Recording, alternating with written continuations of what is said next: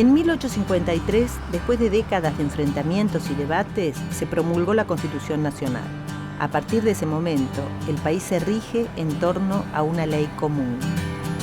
El artículo número 5 de esta Constitución señala que el deber de cada provincia es asegurar la educación primaria a toda su población. De acuerdo a esto, desde mediados del siglo XIX, las legislaciones provinciales y nacionales ordenaron el sistema educativo argentino.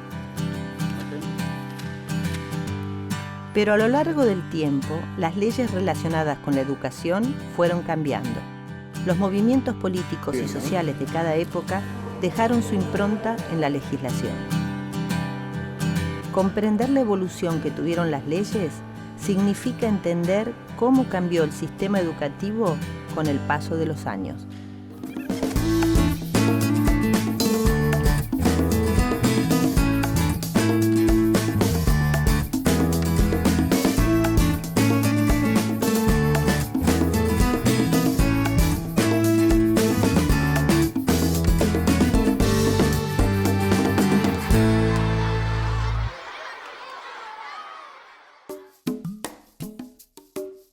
Francisca Pérez se recibió de abogada en 1987. Además de su actividad privada, es docente de la Universidad Nacional de Córdoba. Por pertenecer a los sectores integrados, toda su familia llegó a completar la escuela media, pero ella fue la primera que dio el salto a la universidad. Su bisabuelo egresó en 1890 de una escuela rural de Entre Ríos, que había sido fundada muchos años antes por los caudillos federales del lugar. Desde 1870 hasta la actualidad, la familia ha pasado por todos los cambios que se fueron dando en el sistema educativo. ¿Cuáles fueron las leyes que se promulgaron a lo largo de todos estos años?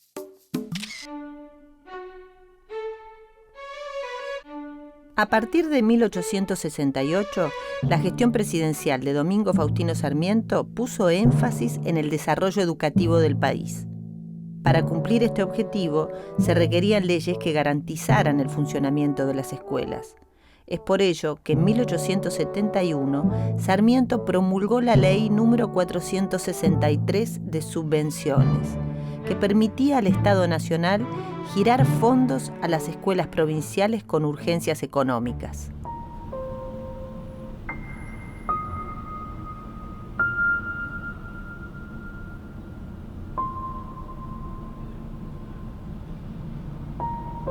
Hernán está realizando un doctorado en Ciencias de la Educación. Su tesis gira en torno a la legislación educativa. El trabajo comienza por la promulgación de la Ley 1420, uno de los hechos legales que estableció las bases de la educación del siglo pasado.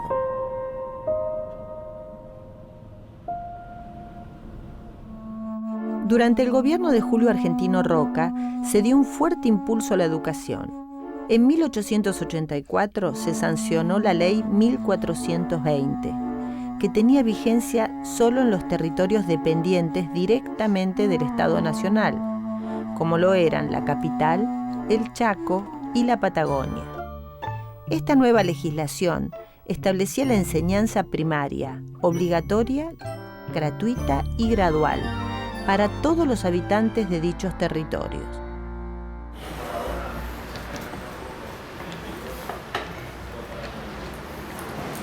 Jorgelina terminó la escuela secundaria en el año 1950 y está orgullosa de haberlo conseguido. Todavía guarda la foto de egresadas en la que está junto a su madre y su abuela. Todas estudiaron en La Banda, Santiago del Estero, en una escuela fundada por el Estado Nacional. Esta institución formaba parte de las miles de escuelas que creó el Estado luego de 1905, cuando se promulgó la Ley Laínez. El senador bonaerense Manuel Laínez impulsó un proyecto de ley que autorizaba al Estado Nacional, a través del Consejo Nacional de Educación, a abrir escuelas en las provincias más necesitadas. Desde el Congreso Nacional se brindaban las herramientas legales para universalizar el derecho a la educación. La consolidación del Estado Nacional como el principal agente educador generó fuertes desequilibrios regionales. Se fundaron escuelas nacionales donde ya existían instituciones provinciales, lo que generó la existencia simultánea de un doble sistema escolar en cada provincia. Las provincias más ricas, como Buenos Aires, tenían una menor cantidad de escuelas laines, llamadas muchas veces escuelas fiscales, por estar sostenidas por el Fisco Nacional. Las provincias con menos recursos dependían de la nación para educar a sus ciudadanos. La ley fue derogada en 1970 por la dictadura de Onganía y en 1978, bajo el gobierno de facto de Jorge Rafael Videla, las escuelas fueron transferidas definitivamente a las provincias donde se encontraban.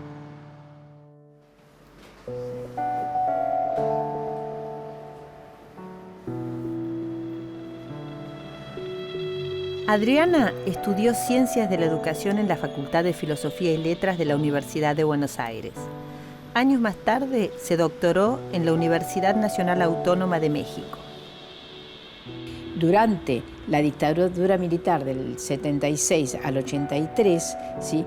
Se siguieron transfiriendo escuelas de una manera desordenada, más de 6.000 escuelas de una manera desordenada se fueron transfiriendo. Y el Estado se ausentaba desde el punto de vista educativo en alguna medida, pero en realidad debe destacarse que durante la dictadura militar, el gobierno de la dictadura toma un papel fuerte respecto a la educación, imponiendo contenidos profundamente conservadores, imponiendo una disciplina tremenda y llevando la represión adentro de las escuelas, que es el hecho más significativo de la dictadura.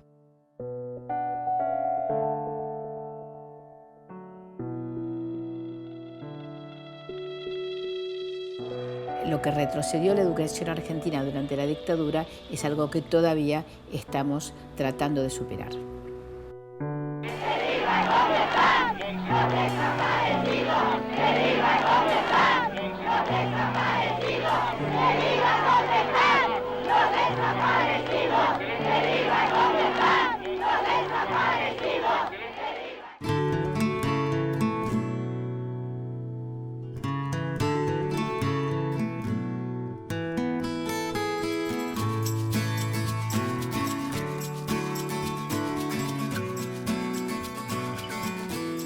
Chicos, ¿alguno me quiere contar si les gusta actuar en algún acto que haya en la escuela?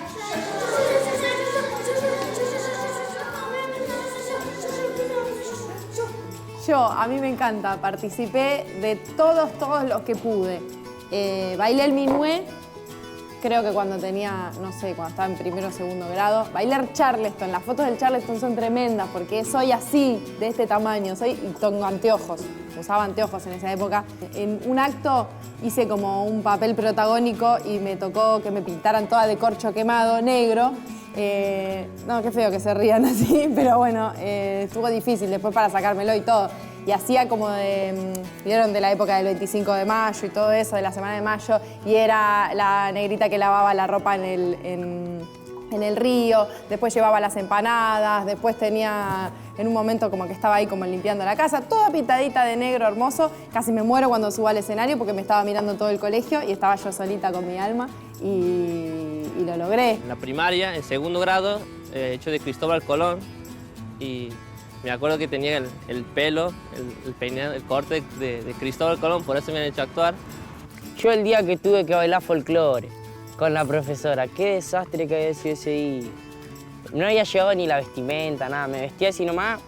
Y cuando me tuve que poner a bailar también fue un desastre, todos se reían, le pisaba a la profesora, todo.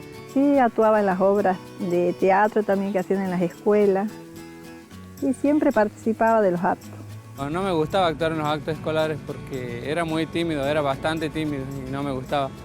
Y en la primaria participé absolutamente en todos los actos escolares que había. Nunca me tocó ser un prócer, pero bueno, bailé carnavalitos, vendí objetos el 25 de mayo, alimentos, y después leía tenía que recitar muchas poesías. No me gustaba bailar mucho, nada. Era que nos disfrazábamos, baile de disfraces, pero nada serio, era más humorístico lo que hacía. En el colegio se han organizado bailes, el pericón, el famoso pericón que se hace acá en la plaza. Es un acto muy grande y casi todos los años participo ahí. A mí me gustaba actuar, participábamos siempre. En las escuelas rurales siempre todo el alumnado, no se puede elegir a un chiquilín que quiera o no actuar. Todos participan de igual manera y en realidad en la escuela rural siempre todos lo hacen con gusto.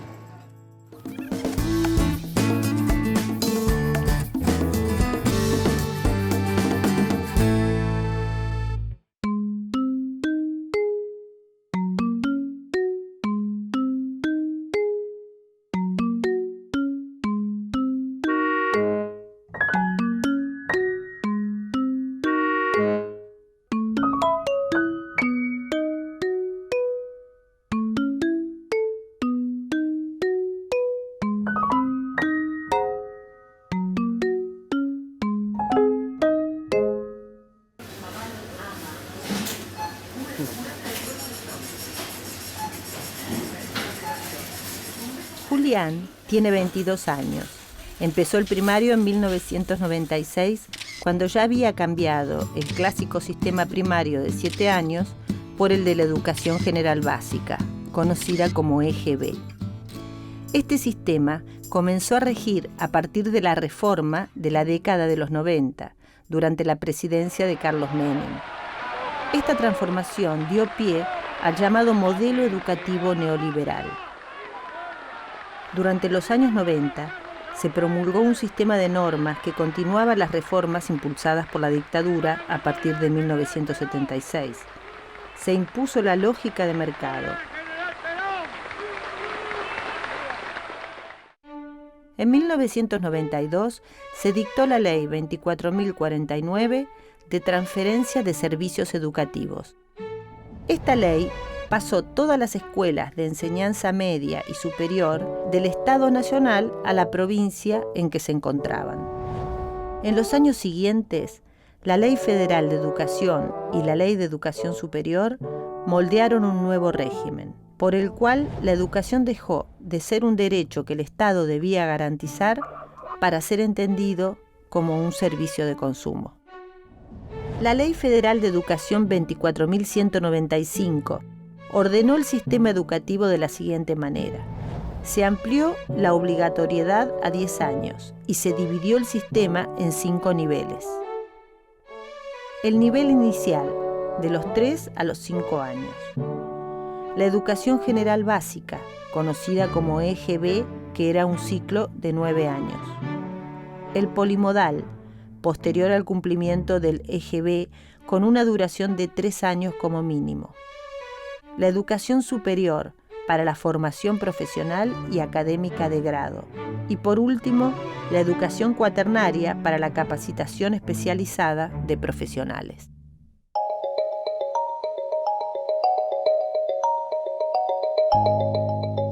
El modelo neoliberal desmembró la estructura de la educación nacional. El histórico sistema unificado dio paso a un régimen de 24 administraciones sin criterio común, lo que significó un aumento de la desigualdad educativa. El Estado Nacional ya no se hizo responsable de los resultados educativos y se puso el peso del rendimiento escolar sobre las propias escuelas, los docentes y los alumnos. En ese contexto, y ante el derrumbe social y económico del año 2001, se requerían cambios. Se necesitaba pensar políticas que reconocieran la educación como un derecho y como una responsabilidad social. Yo, Néstor Carlos Kirchner. A partir del año 2003, durante el gobierno de Néstor Kirchner, se discutió la necesidad de un nuevo marco legal para que el Estado volviera a ocupar su lugar generador en el sistema educativo. Tiempo votando. Resultan 57 votos afirmativos, 3 negativos. Queda aprobado. Se comunica a la honorable Cámara de Diputados. Continuamos con la sesión.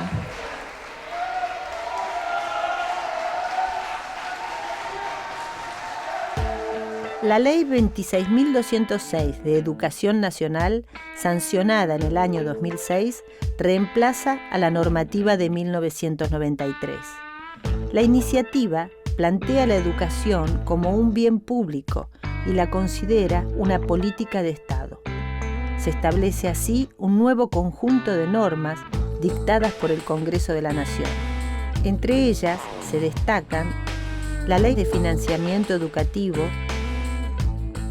el Fondo Nacional de Incentivo Docente, la Ley de Educación Sexual Integral y la Ley de Protección Integral de los Derechos de las Niñas, Niños y Adolescentes. Con el nuevo sistema implementado a partir de la Ley de Educación Nacional que se dicta durante el gobierno de Néstor Kirchner, se reorganiza el sistema educativo nacional sin romper las bases federales. De todas maneras, siguen existiendo tanto sistemas escolares como provincias, pero el Consejo Federal de Educación funciona fuertemente como un órgano de coordinación del sistema y además existen políticas de orden nacional que son acordadas en el Consejo Federal de Educación y se revierte la tendencia a desintegrar el sistema de educación pública. Y entre las muchas cosas que podemos mencionar es la implementación de las tecnologías de información y la comunicación, sí, con la creación del canal Encuentro. La primera patente de una pluma estilográfica data de 1809. Sin embargo, recién a comienzos del siglo XX se la empezó a usar en las escuelas. Los rasgos perfilados de la escritura estilográfica hicieron que la pluma permaneciera a lo largo del tiempo. En 1943 hizo su aparición el bolígrafo, que si bien se impuso en la mayoría de los ámbitos, tardó décadas en difundirse en las escuelas.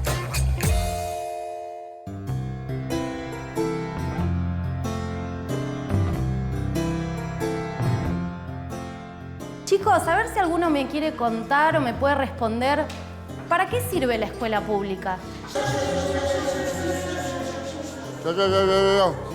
Yo. Hay cosas de las que uno se da cuenta cuando pasa el tiempo.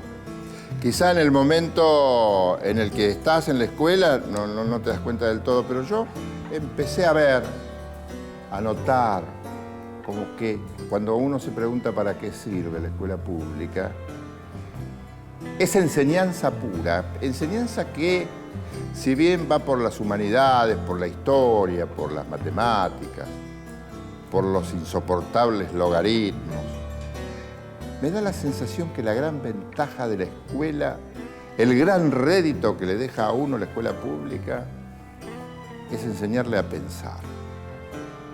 Enseñarle a moverse por sus propios medios desde lo intelectual. Lo extraordinario de la escuela pública, en la primaria sobre todo, es que aún uno está apareciendo en la vida, está viendo cómo es eso tan complejo que es vivir.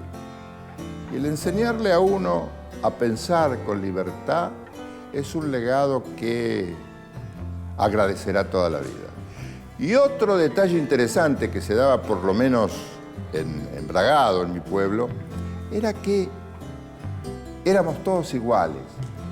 No solamente nos igualaba el guardapolvo blanco, nos igualaba también el ánimo de ser equipo, de ser grupo, de hacer todo juntos. Pero todos éramos uno y ese era el encanto de la escuela pública.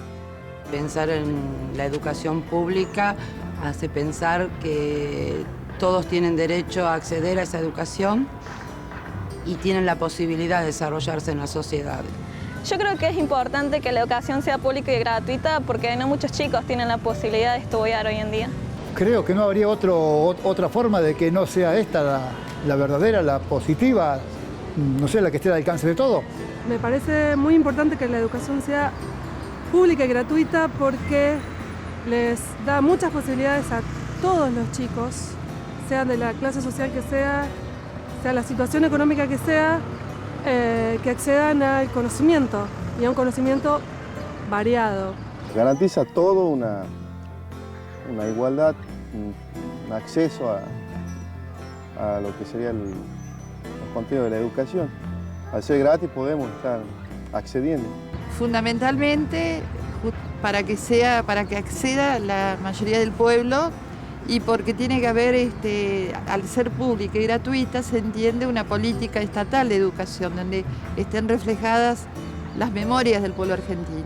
Mi experiencia fue en un secundario público en el cual yo compartía con, por ahí, gente con mayor nivel económico y otros con menor nivel económico, y a la vez con chicos que venían de distintas enseñanzas, de distintos colegios y de distintos barrios, y me ayudó mucho a poder empezar a vivir socialmente desde el secundario. Fundamentalmente para que acceda la mayoría del pueblo y porque tiene que haber, al ser pública y gratuita, se entiende una política estatal de educación donde estén reflejadas las memorias del pueblo argentino.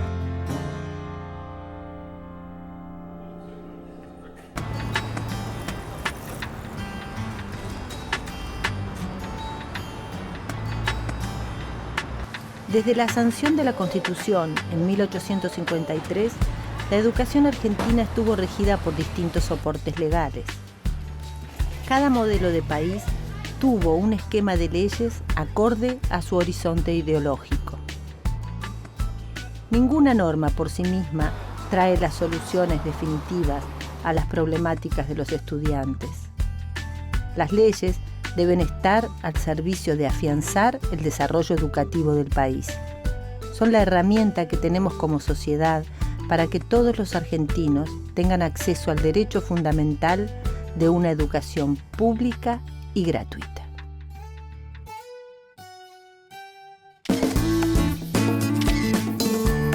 La educación es muy importante que sea pública y gratuita para todas las clases sociales solamente, porque le da la posibilidad a los chicos de los medios rurales especialmente de tener y pensar en un futuro mejor para ellos.